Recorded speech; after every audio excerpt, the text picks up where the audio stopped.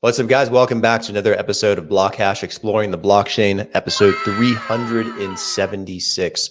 Happy New Year, guys. It's 2024. It's going to be a very exciting year to see how the crypto and blockchain ecosystems start to really surface. You know, it's been a hard last couple of years, the bear market that we've been going through and the amount of attacks that we've seen from government and government agencies, as well as other companies, other financial institutions on the industry, and it weathering that storm so well to the point where we've actually entered a bull market. The very beginning signs of it, we're heading towards Bitcoin's halving in the next couple months. We have ETF approvals, a huge historical milestone for this industry, and so many more exciting things that we're going to be looking forward to this year. So this episode is dedicated to the beginning of 2024 and really highlighting the good, the bad, and the ugly that has happened so far in January to start the year.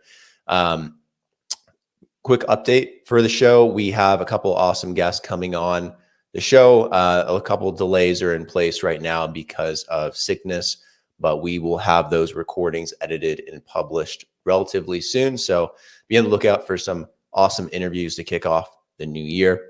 A lot is slated, so there's going to be some fantastic projects, companies, individuals, you name it, you know, really sharing their expertise on the space and, you know, where things are probably going to go in 2024. So today what we're going to do is we're going to talk about the charts. We're going to look into what's happening with Bitcoin. I know there's a lot of people interested in trying to understand why Bitcoin is not skyrocketing, why it's not going to the moon, why is it not breaking all-time highs and worth $100,000, $200,000. Well, there's reasons for that, very legit reasons, and it's part of, you know, this narrative that happens often with Bitcoin and crypto of people buying the hype and selling the news, but also what larger institutions are doing. You wanted these people in the game, you wanted their money, but that comes with concessions at the same time. So we're going to talk about that stuff. We'll talk about a few things in the news that I think are relevant. Also, this is election year in the US. I was gifted this for Christmas, so I think I'm going to definitely show you guys this. I got a little Trumpinator bobblehead. This is not an endorsement of Donald Trump, but it is a freaking cool bobblehead. I wish I had one for each presidential candidate. So this might go in the background. You might see that. We're going to, you know, try and lay out some shelving and put up some cool shit at some point. So stay tuned for that in the future. Anyways, let's dive into what's happening news-wise, and then we'll jump into the charts. So the first thing I want to go over today is FTX having sold about $1 billion of Grayscale's Bitcoin ETF. All right, now why did they do this? Why did this happen? And why is the Bitcoin price reacting so negatively to this? All right, we're going to read through this article real quick, get the gist of it, give you my thoughts at the end. Don't pay attention to the silly ads in the article. Don't know why they put them there. It's really annoying. So investors have sold more than $2 billion worth of Grayscale Bitcoin Trust since it was converted into an exchange-traded fund earlier this month. A large chunk of that exodus in FTX's bankruptcy estate, dumping 22 million shares, according to private data CoinDesk reviewed and a couple people familiar with the matter. So a slew of spot Bitcoin ETFs began trading on January 11th after the U.S. Securities and Exchange Commission initially approved them on January 10th. But the Grayscale fund has already existed for a decade, structured as a less attractive closed-end fund, and had accumulated close to $30 billion in assets when the SEC approved its conversion to an ETF, along with blessing 2 newly created Bitcoin ETFs. So while the new funds issued by the likes of BlackRock and Fidelity have seen inflows, billions of dollars worth of Bitcoin have been pulled out of Grayscale Bitcoin. Now, the data CoinDesk saw suggests FTX accounted for much of that, like 22 million shares of it that was sold. FTX's GBTC ownership went all the way down to zero, worth close to about $1 billion. Now, Bitcoin has tumbled in price since the ETFs were approved for many reasons. We're going to talk into that, you know, just in a bit here. Also, fair to note, it's not just Grayscale, but Grayscale has had a huge part in it. They have to have cash on hand for people that are looking to exit Grayscale's Bitcoin Trust, converting it into an ETF. So they've had to move millions and millions of dollars in Bitcoin to Coinbase. I believe over $1 billion to Coinbase. And that has kind of spooked the markets, thinking that Grayscale is going to sell all this money.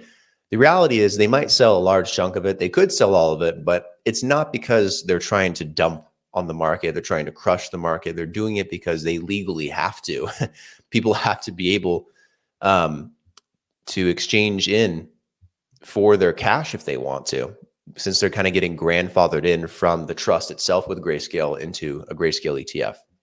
Anyways, that's what's going on with Grayscale. Jumping over to the next piece of news here. StreamYard makes it a little bit more complicated than it needs to be. On the plus side of things, I want to show you how much BlackRock is actually buying, which is quite insane. Let's see. Let's jump down to here. So BitMEX research data reveals a significant net inflow of $260.6 million for BlackRock's IBIT ETF on the 7th day of trading. On the 7th day of trading. It's wild. I believe crypto within a couple 2 days, 3 days was like, or crypto, Bitcoin ETFs were like the second biggest ETFs in the world, surpassing even silver. It's wild. So while the BlackRock Bitcoin ETF holds an AUM of 1.6 billion, on the other hand, a substantial net outflow of 640 million from the Grayscale ETFs, like we talked about. This was back the other day. Pushes total net outflow to a staggering 3.4 billion, which is very large, but at the same time, there's been a tremendous amount of inflows. These outflows are necessary events that have to happen. There's also a lot of market makers, a lot of people that are shorting. This stuff is expected to happen here in the first few weeks of ETF trading and probably the first month or so. So not overly surprised. Now, on the 7th day of trading, it was witnessed that a total net outflow of 87 million from 12 spot Bitcoin ETFs.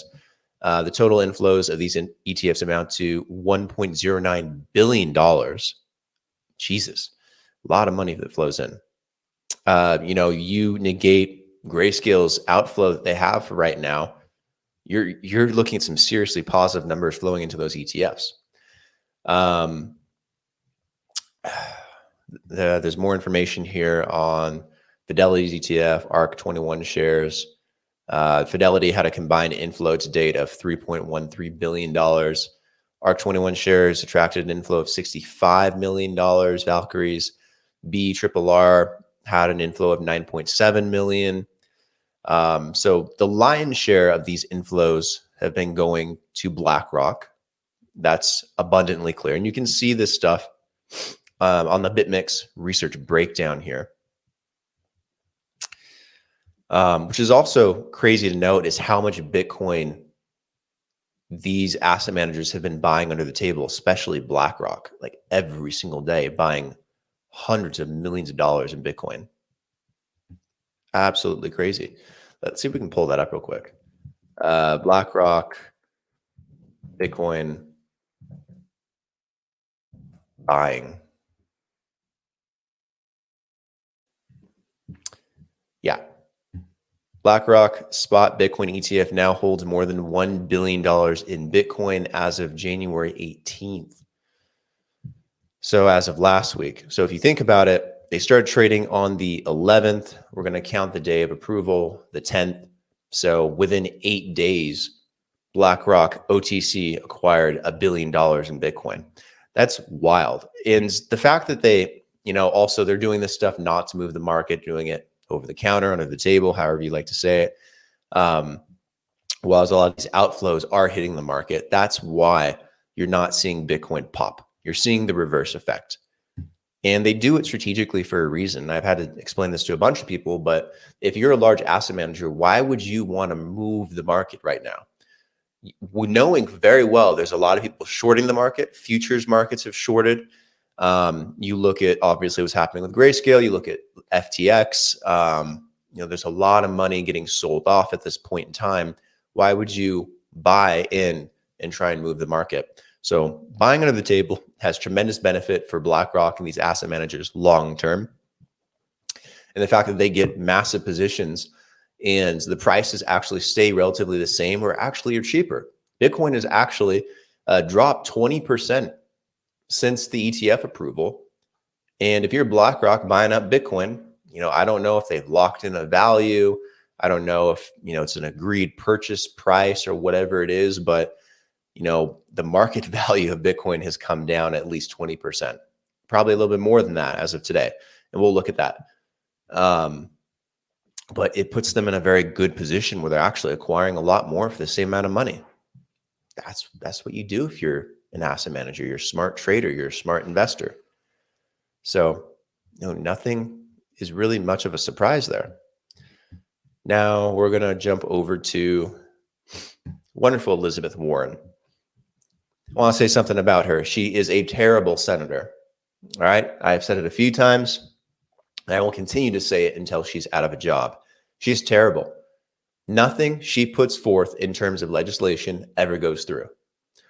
And she has sponsored a whole bunch of shit, and barely that stuff has gone through.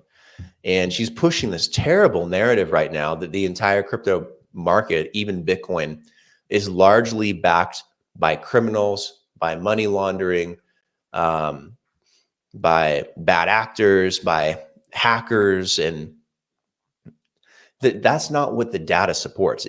She's made such bad claims that she's even been community noted on X, right? She's been talking about how the US GAO, again, this is, government talking here, whether you believe them or not, report confirms that rogue nations are using crypto to dodge sanctions and undermine national security. And that it's time for crypto to follow the same anti-money laundering rules as everyone else. And she's got another bill to make it happen. Good luck. Good luck, Miss Warren. But the U.S. Treasury Department, actually, as of February 2022, has stated that the National Money Laundering Risk Assessment Report states that fiat is the preferred currency for financial crimes. All right, to the tune of millions and millions of dollars, if we want to be quite frank. I was going to find some numbers for you. I thought they were in here. Maybe they're at the bottom. Maybe they're hiding somewhere. So I'll find it for you. But what I ended up seeing was essentially Elizabeth Warren and some in the Senate and in the House. Where is, okay. I'm going to leave this pulled up for you. But she's claiming that, there's a cartel that got caught using like $900,000 in crypto for money laundering purposes, to wash money, clean money into the US, other places, jurisdictions, et cetera. And they're really undermining actual facts when they bring this stuff to Capitol Hill. Like they go, oh, $900,000 in crypto used to launder money for cartel. Crypto is bad. But in the reality, in just the last couple of years, they've laundered $900 million in US dollars. So go figure. Could crypto be used for nefarious purposes? Sure. But honestly, when it's a public ledger, that makes it much more difficult, and it's permanent and it's immutable. So if you know what you're doing and you know how to track this stuff, and you know how to make it difficult for someone to move money around through a crypto ecosystem, then it is not an effective method. There's honestly very few ways to do that effectively in crypto nowadays than there were years ago. Could it be done today? Yeah, true. I mean, you could use something like, Zcash, Monero, ZK Snark technology, something a bit more privacy oriented. You could use some of these washing machine things for crypto, like Tornado Cash, for example. I know Tor used to have one. It was like a called a tumbler. There's lots of little tricks and things that people could potentially do at some point, but there's a lot of risk. They're very expensive. They can be dangerous, and it's not worth it, especially if you're a cartel. It's too much to try and move into crypto, move the crypto, and then move out of crypto. Once you have it in crypto, how do you move it out cleanly? That's why you need dollars. You know, I don't know how many of you watched Ozark, but it's a really good depiction of, you know, what it's like, I guess, to wash money and launder it through the US. And he was always doing it through businesses and investing it into businesses and cleaning money that way through cash, and then getting clean money deposited into the banks, because it's all, you know, tax money, and it's all on a balance sheet, and it's all reported. And that's hard to do with crypto because you can't always tell where the original, you know, the point of origin was for it. So it doesn't make it that, you know, good of a money laundering tool. You know, there's not a lot of good use cases for that, and people in this industry really aren't building out use cases for that. It's not something that we want to do. So it's just stupid when you see politicians, you know, bitching about crypto being used for money laundering when it hardly ever is. I bet if you ever got a chance to talk to one of these cartel bosses, I bet they'd tell you the same thing. It's not efficient. It's not feasible enough for them. Physical cash is still king when it comes to that kind of stuff. Crypto actually makes it harder. If we lived in a system where Bitcoin was, you know, legal tender like El Salvador, it'd be much harder. There's a point to doing it, guys. There's a point to crypto, and it's beats back against the drum of crime. All right. Here we are. All right. So I'm going to go through the Bitcoin chart for you, and we're just going to do the Bitcoin chart today. There's really nothing to talk about across the crypto market. Everything is up, everything is down accordingly. You know, the altcoin is out there, everything from Ethereum to your mainstay chains like Polkadot and Cardano and Solana, to remittance currencies like XLM and XRP, to oddities like HBAR or Filecoin, or, you know, it's not worth covering right now. They don't have any potential right now until Bitcoin solidifies itself, because a lot of the money that goes into altcoins comes from Bitcoin. And if you believe in the Bitcoin cycle, and Bitcoin mathematically has proven that cycle time and time again, then it's not time for altcoins to really do anything. So it's not worth talking about.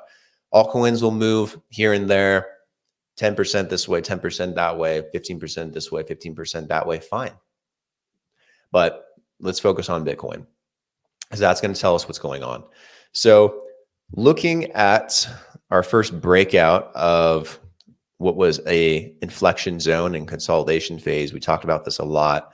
Bitcoin had a long time coming to try and get through 30, 31,000. It struggled all the way up until about mid to late October. And then Bitcoin finally made the push out, as we were getting players like BlackRock and Fidelity and VanEck and Wisdom Tree, you know, really hammering on these Bitcoin ETFs. Actually gave the market hope that it was going to happen. So you saw a buying frenzy, and then you saw the market continue to climb after having broken out from that 31,000 level. And we just didn't look back. We got as high as 44, 45,000. We chopped around and hovered. And then came January 10th, we got the approvals. January 11th, ETF started trading for the first time. And we got this really short spike all the way up to about 49,000. We'll give it 48.9. And then it just dropped off a cliff, and potentially still dropping. So what is this drop? Let's measure this. Let's go to the price range, from 48.9 to its low today. We have dropped 21% in the last couple of weeks here in January. ever since the Bitcoin ETF was confirmed and started trading. Again, we've talked about this. This is a situation where people really, truly, they bought the hype, the narrative itself, and sold the news. And smart institutions, smart investors, smart players took advantage of that. They shorted the market. They shorted in futures.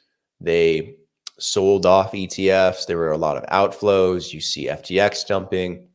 You see Grayscale having to move $1 billion plus in Bitcoin to Coinbase so that it can be liquidated in case people want to claim their money. They have to be able to sell it. So it has created a little bit of havoc on the Bitcoin price. And that is fine. It is totally fine. Honestly, I'm glad that this is happening. I'm glad that it's happening now before we get to the halving, because the halving is going to come in April. All right. We have our little light blue stick titled halving. I don't remember what day in April, but I'm just saying around April here, we're going to get it. So we have plenty of time for Bitcoin's price to consolidate, find a nice range, chop around, and then find some positivity. But this is good. You're flushing out a lot of weak hands here, a lot of people that were only buying up this news, and we'll see where this lands. A lot of people are calling for a 30% pullback. All right, 30% would take us to 34,000. I mean, I don't want to see us go to 34,000, but we could. We have a lot of chopping support, around just above 34,000, just under 37,000. So I don't honestly think we drop a whole lot lower here. We could, but I'm going to say that we're getting close to bottoming out. This trend is kind of gone. We're going to knock that out. We have a long-term trend in Bitcoin since the beginning of 2023, showing where there is, a price high when Bitcoin starts to spike and it bounces off that, comes down or consolidates for some either short period of time, like we saw March 2023, or a long period of time all the way until September, October of 2023. But it keeps bouncing off this line, which is fine. It's moving in the right direction. This is what we want to see. Right now, Bitcoin is going to correct. It's going to correct hard. It's way overdue for that. But I don't think it's going to correct too much further. So that should be the good news for most of you out there. Looking at the RSI, we are not oversold yet, believe it or not, for Bitcoin on the daily. So this could go a little bit further. And it has in the past, where Bitcoin has gotten oversold around late August, but it hasn't really been oversold since it was really tanking in 2022. So I don't imagine that Bitcoin's going to go too much further. The yellow line might come down and tap the 30.73, but we'll probably bounce. All right, so that's what I'm looking at. We can pull up the MACD as well. I usually like to do that. Just, I stopped sharing. Don't know why I did that. Let's bring it back up. Share screen. Go to here. All right.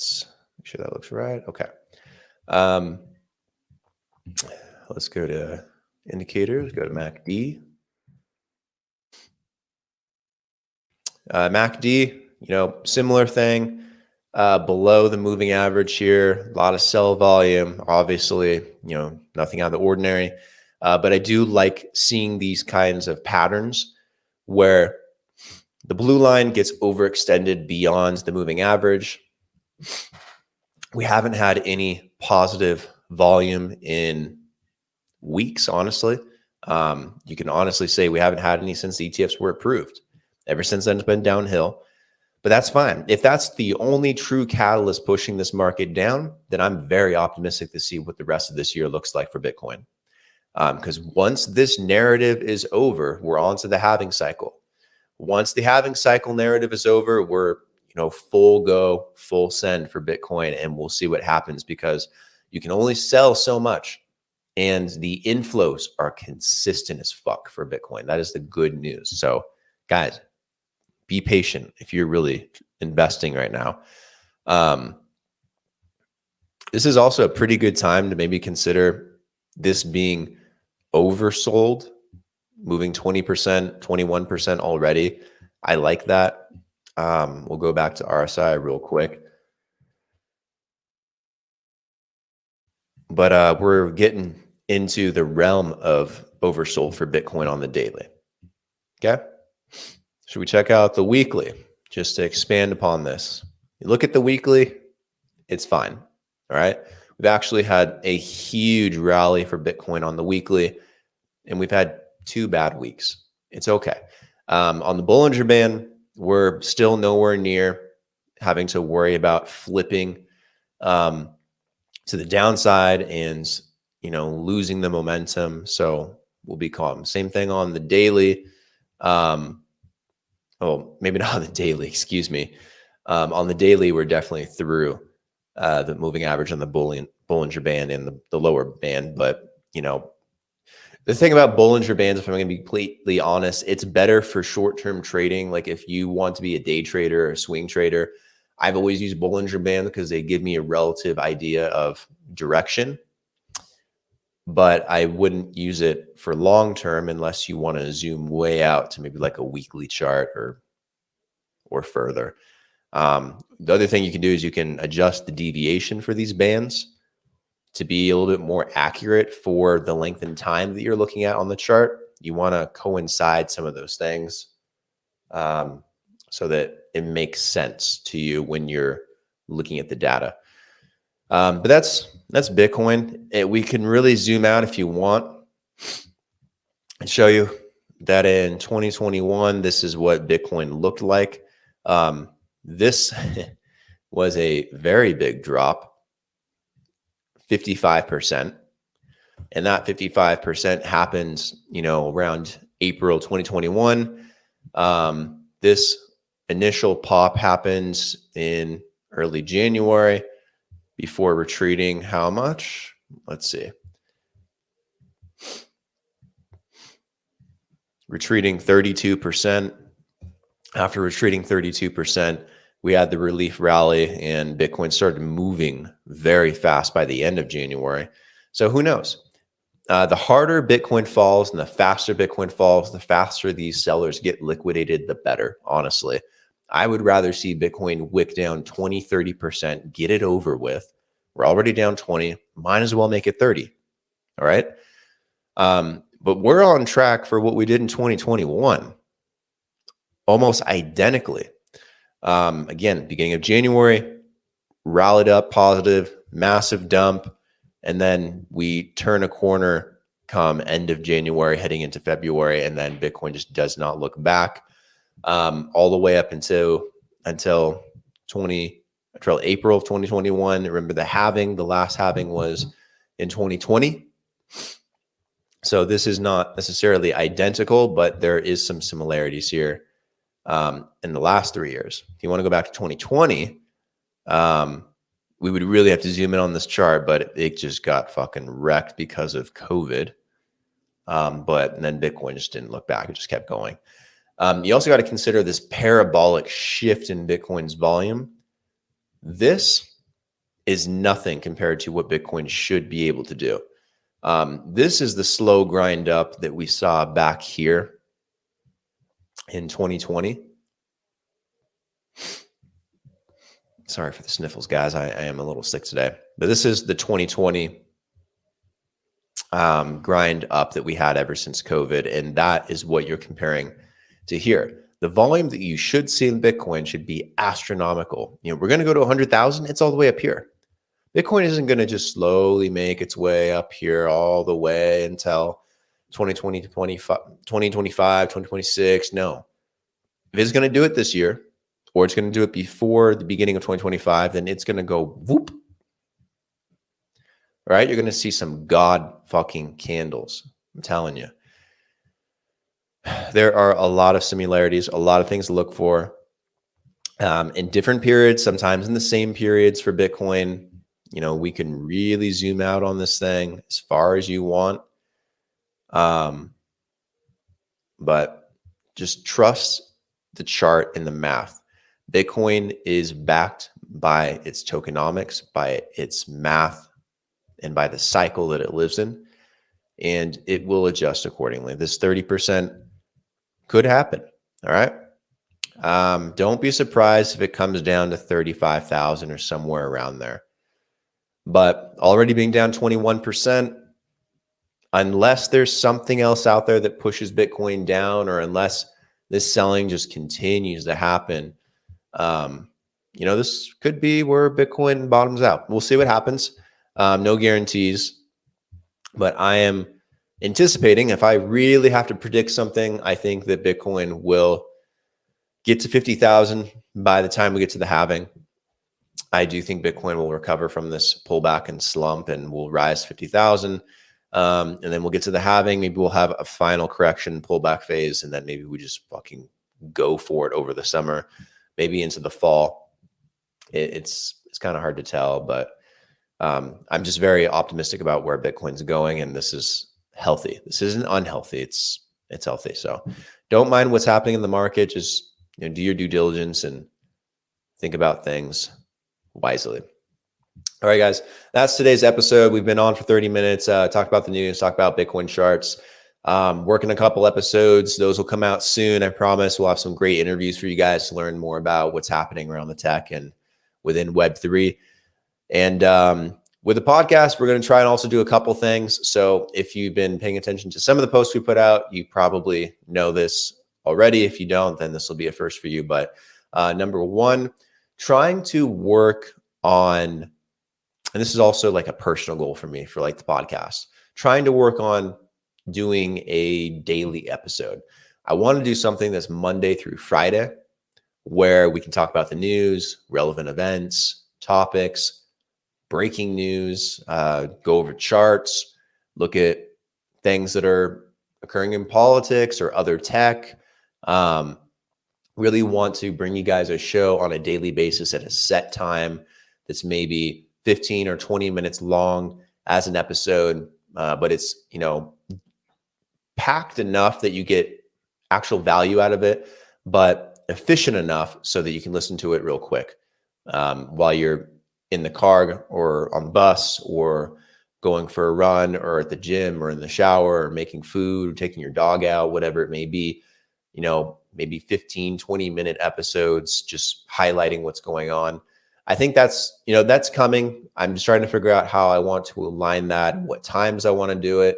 So let me know if you guys prefer having daily episodes like that at 9 in the morning, 5 o'clock at night, prime time. You tell me what you guys prefer, or if it doesn't matter to you and you'll listen to it any time during the day. The second thing is, I think I also want to broaden the podcast a lot more. There's a lot of great things happening in other tech, and I want to link blockchain to those other industries. So while we'll still be having a heavy focus on Web3 and emerging tech around Web3 and blockchain and crypto and all these great things we love, and of course, Bitcoin, I want to talk about AI.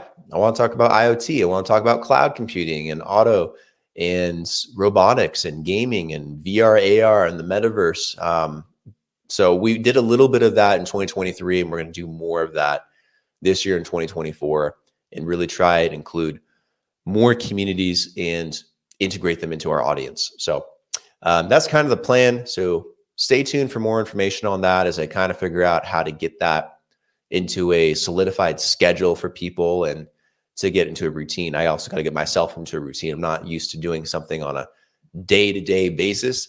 So I got to make sure the turnaround time is good. Do I want to do it live, record it, edit it, and then put it out the next day or same day? So more info to come, but thank you guys for tuning in.